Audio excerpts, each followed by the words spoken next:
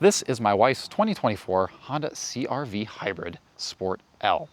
We bought this in August of 2023, so this is going to be a 2-year update video on what this vehicle's like to have lived with, all the problems, all the things we like, the fuel economy, all that stuff. This video has been a long time coming as well. We've been super busy with a lot of things, and my wife actually blasted a deer earlier this year with this, so I was gonna do an update video, then she hit a deer, and then just kind of fell on the back burner. In my last video, I touched on how the wheels were starting to corrode and bubble around the center caps here. Honda replaced that under warranty, free of charge, and we haven't had a problem since. This also had a recall for the sticky steering issue that is infamous for the CR-Vs and the Civics. This actually wasn't affected at all, but they did the recall work on it, and everything was fine. We actually ended up replacing the tires recently because the Bridgestone Ecopia HL 422s are absolutely garbage. They actually only lasted 25,000 miles. In my 15,000 mile review,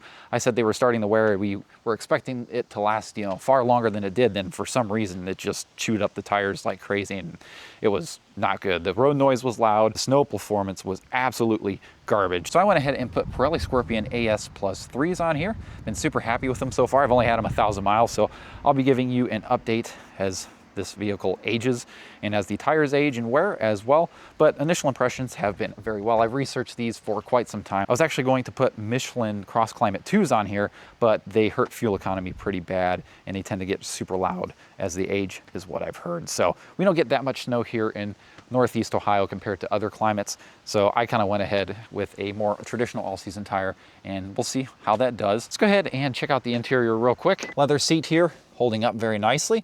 There is some creases starting at 26,000 miles, but nothing abnormal. Even the bolster here isn't fading or anything at all.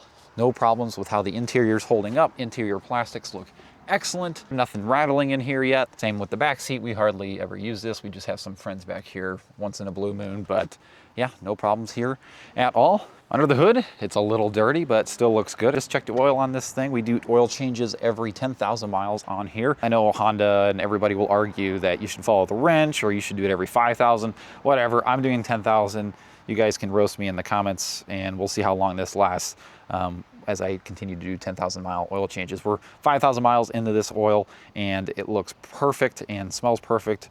No oil consumption here at all. So really no complaints with this powertrain. We'll get into that as we take it for a short test spin here shortly. Really happy with how the body shop actually repaired this. There's minimal orange peel and all the panel gaps actually line up perfectly as it was from the factory. I mean, Honda's never known for their perfect panel gaps, but honestly, I can't even tell this thing got absolutely obliterated by a deer. I know it took out the headlight and crunched the hood, smashed the fender, and caused the driver's door to not open, but this thing drove home, took it like a champ, and pulled hard to the left when driving home, but still was able to get home. All right, let's go ahead, take this for a spin, and I'll give you some more impressions as we go along the way. In my 15,000 mile update, the previous video I did on this, I mentioned that there was a rattle in the steering wheel, and it was a cable reel. They fixed it twice, and it was going in to get fixed, or it did get fixed, and there was no rattle in the steering wheel. Well, that's back. The little creak in the steering wheel as you turn it. A lot of CR-V owners have reported that, and honestly, we're just living with it. It is what it is. Not like it's a constant rattle every time you hit a bump like I had with my Honda Civic. In one of my first update videos on this thing, I think it was the 5,000 mile update video, I had mentioned that there was a fault with the collision mitigation system and how it just randomly braked. Probably was a leaf that got stuck on a sensor and it was just braking the car. Not actually braking the car, but like it was applying the brakes. That's a little more clear there. And just randomly. And we haven't had a problem since then.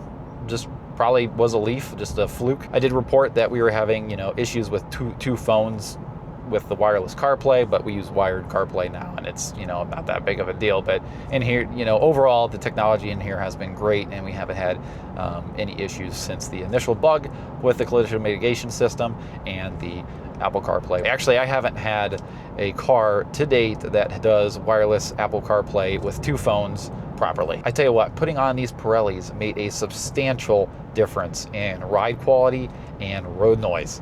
It is so much quieter in here, even though these tires only have 1,000 miles on them, but it is a night and day difference. Oh, there's some deer. Look at that. Almost just blasted another one on POV. What was I saying? Oh, yes, the tires. They made a huge difference. Those Acopias, the rubber, I think, was just so hard, and every bump you felt through your teeth, especially as they aged and they wore down. And they also were so loud. It actually sounded like we had wheel bearings going out in this vehicle. It would just thump, thump, thump, thump, thump, thump, thump, thump, you know. It was nuts. But with these tires, no complaints. And fuel economy, let's go ahead and check fuel economy real fast. My lifetime fuel economy over the 25,965 miles on this is 40.9 miles a gallon. Past couple trips have been in the 42, 43 range. We're getting colder weather here in Ohio. Obviously, the MPG here is getting a little bit affected by that. Like I said, I've had these tires for probably 1,000 to 2,000 miles. The MPG hasn't been affected at all. So, like I said earlier, that's the main reason I didn't go with the cross climates, is because of the MPG drop. It would drop them about 3 to 5 MPG is what I was hearing from people. And I didn't want that. I still wanted my fuel efficiency. That was super important to me. But I'm happy to report that these Pirellis maintain or beat the efficiency of those Acopias. And on paper, according to Tire Rack, will absolutely curb stomp them in all-weather performance, all-season performance as well. Still love the nice, smooth acceleration.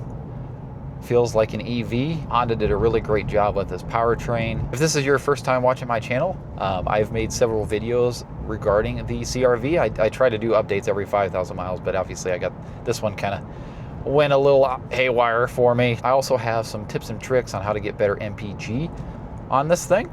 So feel free to check those videos out. I'll have a link in the description to all those videos. Overall, my wife and I have been very, very happy with the CR-V. If something were to happen to it, say I POV blast another deer here like I almost did earlier, we would go out and buy another one instantly. Love this car. In case you didn't know, CR-V actually stands for Comfortable Runabout Vehicle. And that's exactly the perfect way to describe this. Let's do a quick acceleration test, because why not?